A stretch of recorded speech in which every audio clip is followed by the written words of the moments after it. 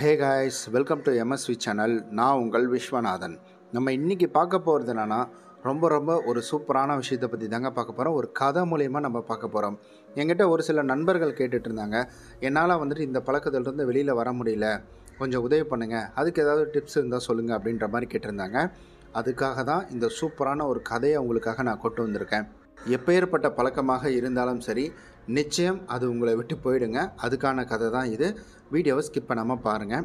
Subscribe பண்ணாமல் பார்த்துட்ருக்கீங்கன்னா மறக்காமல் நம்முடைய எம்எஸ்வி சேனலை சப்ஸ்கிரைப் பண்ணிக்கோங்க. வழக்கமாக சொல்கிற மாதிரி தான், ஒரு பக்கம் ஹெட்ஃபோனை போட்டுக்கிட்டு சவுண்டை கொஞ்சம் மைல்டாக வச்சு கேளுங்க. நீங்கள் நம்ம சொல்லக்கூடிய ஸ்டோரியை இமேஜ் பண்ணுங்கள் உங்களுடைய பிரெயினில். அதுக்கு ஒரு விஷுவலேஷனை கொடுங்க. ரொம்ப இன்ட்ரெஸ்டிங்காக இருக்கும். வீடியோ ஸ்கிப் பண்ணாமல் பாருங்கள். ஒரு அழகான கிராமம். அந்த கிராமத்தில் பார்த்திங்கன்னா துறவி ஆசிரமம் வச்சு நடத்திக்கிட்டு வராருங்க. அந்த ஆசிரமத்தில் நிறையா சீடர்கள் வந்துட்டு அங்கே இருக்கிறாங்க.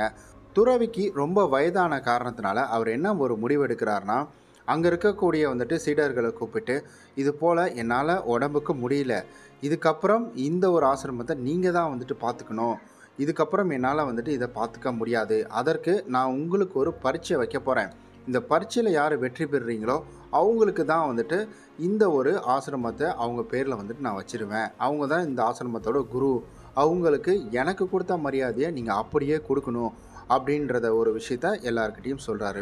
இதை கேட்ட சீடர்கள் மத்தியில் பார்த்திங்கன்னா ஒரே சலசலப்பு. என்னடா இப்படி சொல்லிட்டாரு அப்படி இப்படின்னு சொல்லிட்டு நிறைய சலசலப்பு அப்படின்றது சீடர்களுக்கு மத்தியில் வந்துட்டு போயிட்டுருக்கு. இப்படியே வந்துட்டு இது ஒரு சொல்லிக்கிட்டே இருக்கிறாரு. அப்போ அங்கே இருக்கிற சீடர்கள் வந்துட்டு, இது உண்மையா, நிஜமாலுமே நீங்கள் இந்த மாதிரி தான் பண்ணுவீங்களா அப்படின்ற மாதிரி கேட்க, இல்லை சத்தியமாக நான் இதை வந்துட்டு பண்ணுவேன் அப்படின்னு சொல்லி அங்கே இருக்கிற குருமாரும் வந்துட்டு இதை சொல்கிறாரு. சொன்ன உடனே இந்த சீடர்களுக்கு ஒரு வித சந்தோஷமும் இருக்குது. ஏன்னா இவ்வளோ பெரிய ஆசிரமத்துக்கு நம்ம வந்துட்டு ஒரு பெரிய குருவாக மாறுறோம் அப்படின்னா அது எந்த அளவுக்கு ஒரு பெரிய விஷயம் அப்படின்ற ஒரு சந்தோஷம் அப்படின்றது அந்த ஒரு சீடர்களுக்கு எல்லாத்துக்குமே மனசுக்குள்ளே வந்துருச்சு. சந்தோஷத்தை விட ஆசை அப்படின்றது வந்துருச்சு. இதை பார்த்த குரு என்ன சொல்கிறாருன்னா, அதாவது இதுக்கு ஒரு நிபந்தனை இருக்குது. நீங்கள் உங்களுக்குள் இருக்கக்கூடிய ஏதேனும் ஒரு கெட்ட பழக்கத்தை அதை கைவிடணும், அதை எனக்கு 21 நாட்கள் செய்து காமிக்கணும், நான் அந்த கெட்ட பழக்கத்திலிருந்து வெளியில் வந்துட்டேன் அப்படின்னு சொல்லி இன்னொரு குண்டையும் வந்துட்டு தூக்கி போடுறாரு. இதை கேட்ட உடனே எல்லாத்துக்கும் என்னடா இவர் இப்படி சொல்லிட்டாரு அப்படி சொல்லிட்டாருன்னு சொல்லிட்டு நிறையா பேர் நிறையா விதமாக வந்து பேச ஆரம்பிக்கிறாங்க. அதுக்கப்புறம் குரு சொன்ன அப்புறம் அதை மறுத்து பேச முடியாது இல்லைங்களா. அங்கேருந்து எல்லாருமே வந்துட்டு கிளம்பிட்டாங்க. கிளம்பிய பிறகு ஒரு 3 சீடர்கள் மட்டும் அங்கே நின்றுக்கிட்டே இருக்கிறாங்க. அங்கே நின்றுக்கிட்டு அவங்களுக்குள்ளே வந்துட்டு பேசிக்கிறாங்க, இல்லை நண்பா, நம்ம 3 பேருக்குள்ள யாராவது ஒருத்தர் தான் இந்த ஆசிரமத்தை வந்துட்டு பார்த்துக்கணும், மற்ற யாரும் வந்துட்டு இதில் வரக்கூடாது, நம்ம பார்த்துக்கிட்டா தான் நமக்கு நல்லது அப்படின்ற மாதிரி வந்துட்டு 3 பேருக்குள்ளேயும் பேசிக்கிறாங்க. அப்புறம் அந்த 3 பேருமே பார்த்திங்கன்னா சபதம் எடுக்கிறாங்க. சபதம் எடுத்ததுக்கப்புறம் வந்துட்டு இவங்க 3 பேருக்கும் என்னென்ன கெட்ட பழக்கம் இருக்குது அப்படின்றத 3 பேருமே வந்துட்டு பேசிக்கிறாங்க. ஒருத்தனுக்கு நல்லா சாப்பிடுவான், எப்போ பார் சாப்பிட்டுக்கிட்டே இருப்பான், அந்த ஒரு பழக்கம் அப்படின்றது இருக்குது. இன்னொருத்தன் எப்போ பார் வந்துட்டு தூங்கிக்கிட்டே இருப்பான், அவனுக்கு அந்த பழக்கம் அப்படின்றது இருக்குது.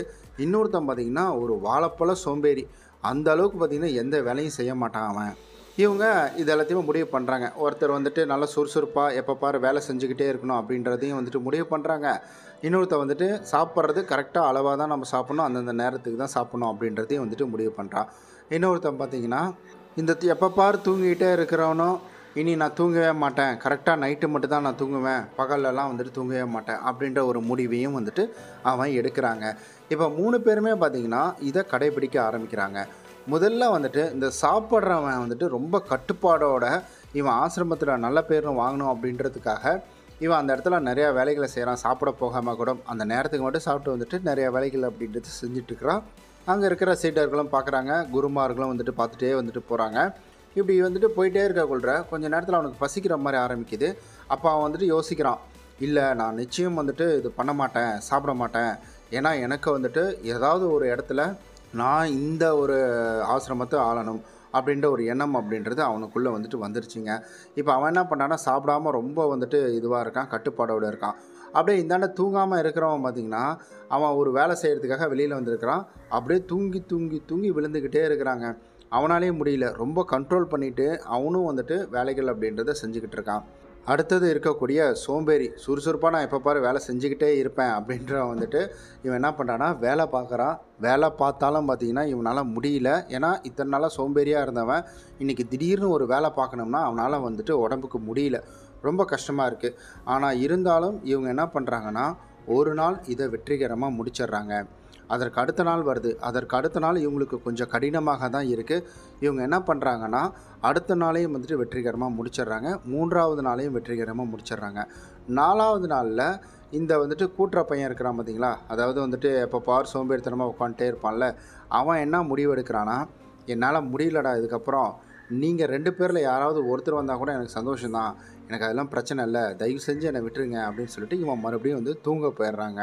அதுக்கப்புறம் இப்படி வந்துட்டு ஒரு 2 நாள் 3 நாள் அப்படின்றது போகுது. 6வது நாள் வந்துட்டு ஆகுது. அப்போ இந்த சோம்பேறியும் அதுக்கப்புறம் சாப்பாடு ராமனும் 2 பேரும் வந்துட்டு பேசிக்கிறாங்க. பேசிக்கிட்டு, இல்லை நண்பா, நீ இருந்துக்கோ, நான் வேணா போயிடுறேன் அப்படின்ற மாதிரி சொல்லி 2 பேரும் பேசிக்க ஆரம்பிக்கிறாங்க. அப்போ 2 பேருக்குள்ளேயும் ஒரு சலசலப்பு அப்படின்றது போயிட்டுருக்குது. அப்போ 2 பேருமே என்ன பண்ணுறாங்கன்னா, நம்ம இன்னும் முயற்சி செய்வோம், இதற்கு அடுத்தது நம்ம பார்த்துக்கலாம், என்ன நடக்குதுன்றதை பார்த்துக்கலாம், இன்னும் ஒரு 4 நாள் போகட்டும் அப்படின்னு சொல்லிட்டு இப்படியே இவங்க ஒரு 10 நாள் அப்படின்றத ஓட்டிடுறாங்க. இப்போ 16 நாள் வந்துட்டு ஆயிடுச்சுங்க. இப்போ இந்த இடத்துல பார்த்தீங்கன்னா, இந்த சாப்பாட்டு ராமன் இருக்கார் இல்லைங்களா, இந்த சாப்பிடாம இருக்கவே முடியல. அதற்கு தகுந்த மாதிரி ஆசிரமத்தில் பார்த்திங்கன்னா நல்லா வாசனை நிறைந்த உணவுகளை வந்துட்டு சமைக்க ஆரம்பிச்சிட்டாங்க. இவனால் கட்டுப்படுத்த முடியாமல் இவன் நேரங்கட்ட நேரத்தில் நிறைய நேரத்தில் வந்துட்டு மறுபடியும் சாப்பிட்ற போயிட்டான். அவன் வந்துட்டு இதிலிருந்து அவனும் விட்ரா பண்ணிட்டான். இதற்கு அடுத்தது இன்னும் ஒருத்தர் மட்டும்தான் இதில் தொடர்ந்து, இல்லை நான் இருப்பேன் அப்படின்னு சொல்லிட்டு தொடர்ந்து என்ன செய்கிறாருன்னா, ஒரு 21 நாட்கள் வந்துட்டு கரெக்டாக அதை ஃபாலோ பண்ணிடுறாருங்க. ஃபாலோ பண்ணதுக்கப்புறம் இவருக்கு வந்துட்டு ஒரே ஆச்சரியம், எப்பட்றா நம்ம பண்ணோம் அப்படின்ற மாதிரி வந்துட்டு இவருக்கே ஒரு ஆச்சரியமாக ஆயிடுச்சு. இவர் என்ன பண்ணுறாருன்னா, குருமார்கிட்ட போய் பேசுகிறாரு, இது போல் இந்த பழக்கம் இருந்துச்சு, இதை நான் விட்டுட்டேன் நான் அப்படின்னு சொல்கிறாரு. இதை கேட்ட குருக்கு வந்துட்டு ரொம்ப சந்தோஷம். அவர் வந்து ரொம்ப சந்தோஷப்படுறாரு. இவ்வளோ தூரம் வந்துட்டு நீ வந்ததே பெரிய விஷயம் அப்படின்ற மாதிரி அவனை பாராட்டி அவனுக்கு நிறையா வந்துட்டு விஷயங்களை சொல்லி கொடுக்குறாரு. அதற்கடுத்தது, நீ தான் இனி வந்துட்டு இந்த ஆசிரமத்தை பார்த்துக்கக்கூடிய தகுதி உடையவன் அப்படின்றத வந்துட்டு குரு அவனுக்கு சொல்கிறாரு. இதை கேட்ட உடனே அவனுக்கு ஒரு பக்கம் சந்தோஷமாக இருந்தாலும், ஆனால் இது இவன் ரெகுலராக இவன் எப்போவுமே செய்யக்கூடிய வேலையை தானே இவன் செஞ்சுருக்கான். அதனால் இவனுடைய மனசு பார்த்திங்கன்னா உறுத்துது. நான் குருமாரோட இடத்துக்கு வர்ற அளவுக்கு நான் வாழ்க்கையில் எதுவுமே சாதிக்கலை. அவருடைய அனுபவம் என்ன, அவருடைய வந்துட்டு பக்குவ நிலை என்ன, இந்த அளவுக்கு நான் அவரோட இடத்துக்கு வரணும்னா நான் இன்னும் நிறையா விஷயங்கள் இருக்கணும், நிறையா விஷயங்களை நான் வந்துட்டு பண்ணணும் அப்படின்ற மாதிரி எண்ணம் அவனுக்குள்ளே வருது. ஏன்னா இப்போ இந்த 21 நாள் இந்த பழக்கத்தை விடணும் அப்படின்னு அவன் முடிவு பண்ணது அது அவனுக்காக தான். இதை வந்துட்டு குருமார் இந்த வழியில் வந்துட்டு அவனுக்கு சொல்லியிருக்காரு. இவன் பதவிக்காக இதை முதல்ல ஆரம்பிச்சிருந்தாலும் பிறகு போக போக இவன் ஒரு விஷயத்தை வந்துட்டு புரிஞ்சிக்க ஆரம்பிச்சுக்கிறான். அதே போல் தாங்க நம்மளுடைய வாழ்க்கையிலையும் நிறையா பேர் வந்துட்டு தன் வாழ்க்கையில் நிறையா விஷயங்களை வந்துட்டு சாதிக்கணும் அப்படின்றதுக்காக முயற்சி பண்ணுறாங்க. அதை பாதியிலேயே கைவிட்டுடுறாங்க. எப்போவுமே சரி, நீங்கள் ஒரு விஷயத்தை எடுக்கிறீங்க, ஒரு எடுத்துக்காட்டுக்கு நீங்கள் ஜிம்முக்கு போகணும் அப்படின்ற ஒரு முடிவை எடுக்கிறீங்க அப்படின்னா, ஜிம்முக்கு போகிறதுக்கு உங்களை சுற்றி இருக்கிறவங்க உங்களை பார்த்து ஆஹா பாடி பில்டரா அப்படின்ற மாதிரி சொல்லணும் அப்படின்றதுக்கு கிடையவே கிடையாதுங்க. நீங்கள் ஆரோக்கியமாக இருக்கணும் அப்படின்றதுக்காக தான். நீங்கள் அதை மட்டும் புரிஞ்சுக்கிட்டிங்கன்னா போதும். மற்றவங்களுக்காக நீங்கள் ஒர்க் அவுட் பண்ண போகிறீங்க அப்படின்னா நிச்சயம் உங்களால் அதை ஃபுல்ஃபில் பண்ண முடியாது. ஒரு 4 நாள் போவீங்க, 5 நாள் போவீங்க, அதுக்கப்புறம் உங்களால் அங்கே வந்துட்டு ஒர்க் அவுட்டே பண்ண முடியாது. ஆனால் உங்களுக்காக போகிறீங்க, உங்கள் ஹெல்த்துக்காக போகிறீங்கன்னா உங்களால் வந்துட்டு பண்ண முடியும். அதே போல் தான் நிறையா நண்பர்கள் நம்மள்ட்ட கேட்டது என்னென்னா, இந்த மாதிரி வந்துட்டு ஆபாச படங்கள் போய் மாட்டிக்கிட்டேன், என்னால் அதிலிருந்து வெளியில் வர முடியல அப்படின்ற ஒரு விஷயத்த நம்மள்ட்ட கேட்டுக்கிட்டே இருந்தாங்க. இதில் முக்கியமான விஷயத்த நம்ம தெரிஞ்சுக்கணும். இது மற்றவங்களுக்காகவோ இல்லை மற்றவங்க நம்மளை தப்பாக நினைப்பாங்க அப்படின்றதுக்காகவோலாம் கிடையாது. இந்த மாதிரி அடிமைத்தனத்துக்குள்ளே நீங்கள் இருந்தீங்க அப்படின்னா அது உங்களுடைய உடல் நலத்தையும் சரி, உங்களை சுற்றி இருக்கிறவங்களுடைய உடல் நலத்தையும் சரி அது பாதிக்க தான் செய்யும்.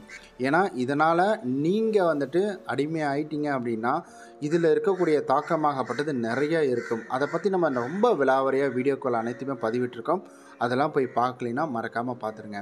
இதுதாங்க, உங்களுக்காக நீங்கள் நினச்ச ஒரு விஷயத்தை பண்ணுறீங்க அப்படின்னா நிச்சயம் அது மாறும். உங்களுடைய ஹெல்த்துக்காக இன்றைக்கி உங்கள் கூட இருக்கக்கூடிய வந்துட்டு ஒரு பையன் கூடயும் உங்கள் கூடயும் ஒரு ரன்னிங் வந்து ரேஸ் வந்து வைக்கிறாங்க அப்படின்னா அப்போ வந்து உங்களால் ஓட முடியுமா அப்படின்றத உங்களை நீங்களே வந்துட்டு சுய பரிசோதனை அப்படின்றத செஞ்சு பாருங்கள். நீங்கள் வந்துட்டு நார்மலாக கீழே இறங்கி ஓடுங்க. உங்களால் ஓட முடியுமா அப்படின்றத பாருங்கள். அப்படி முடியலைன்னா நம்ம தப்பாக இருக்கிறோம். ஒரு பறவை எப்போவுமே அதனுடைய எடையை கூட விடவே விடாதுங்க. ஏன்னா அது எடையை கூட விட்டுருச்சு அப்படின்னா அதனால் பறக்கவே முடியாது. எப்போவுமே அளவாக சாப்பிடும், அளவாக இருக்கும், நேரத்துக்கு தூங்கும், அதனுடைய வேலைகளை கரெக்டாக வந்துட்டு பண்ணிக்கிட்டே இருக்கும். அதே மாதிரி தான் நம்மளும் அதே மாதிரி இருந்தோம்னா நம்மளும் சந்தோஷமாக ரொம்ப வந்துட்டு ஹாப்பியாக வந்துட்டு இந்த லைஃப்பை நம்மளால் வந்துட்டு வாழ முடியும். உங்களாலேயும் இது போல் அடிமைத்தனத்திலிருந்து வெளியில் வர முடியும். ரொம்ப சிம்பிள் தான். இதை மனசில் வச்சுக்கிட்டு நீங்கள் அடுத்த தடவை அதெல்லாம் பார்க்க போகிறீங்க, அந்த படத்தெல்லாம் பார்க்க போகிறீங்கன்னா இதை மனசில் நீங்கள் யோசிச்சு பாருங்கள். நிச்சயம் உங்களுக்கே வந்துட்டு மாற்றங்கள் அப்படின்றது நீங்களே கண்கூட பார்ப்பீங்க. ஓகே கைஸ், ஸோ இந்த வீடியோ, இந்த ஸ்டோரி எப்படி இருந்துச்சு அப்படின்றத மறக்காமல் கமெண்டில் சொல்லிவிடுங்க. நம்ம நாளைக்கு இது போல் வந்துட்டு ஒரு நல்ல சூப்பரான ஒரு வீடியோவை சந்திப்போம்.